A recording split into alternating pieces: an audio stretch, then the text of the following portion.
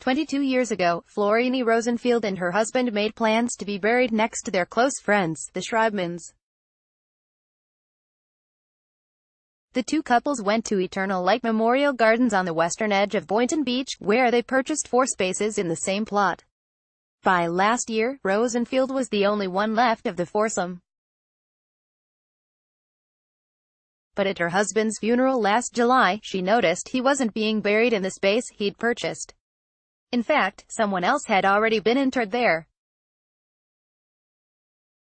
It dawned on Rosenfield that her husband's final resting place, and, eventually, hers too, would be next to strangers instead of their friends as they'd planned. After a year of battling the cemetery, the 85-year-old is now suing for emotional and psychological distress. She's torn up by it, her attorney, Ortavia Simon, says. Can you imagine being married to your husband for many years of your life and then all of a sudden he leaves you and you're fighting with the cemetery about where he's buried? She's absolutely devastated. She cries every time she talks about it. A lawyer for the cemetery did not immediately return New Times call seeking comment.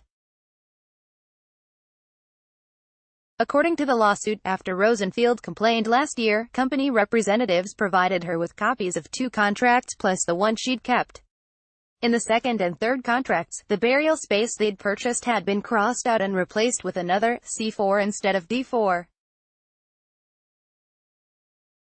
The third contract included her husband's initials, JR, next to the change.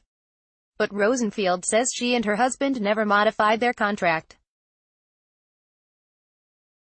After she filed a complaint with the state's Division of Funeral, Cemetery, and Consumer Services, the cemetery turned over another form, an interment order and authorization, in which the company said she had authorized her husband's burial in C4.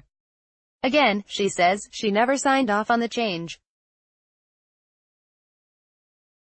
We believe they caught the mistake years ago and someone at the cemetery tried to cover it up, Simon says.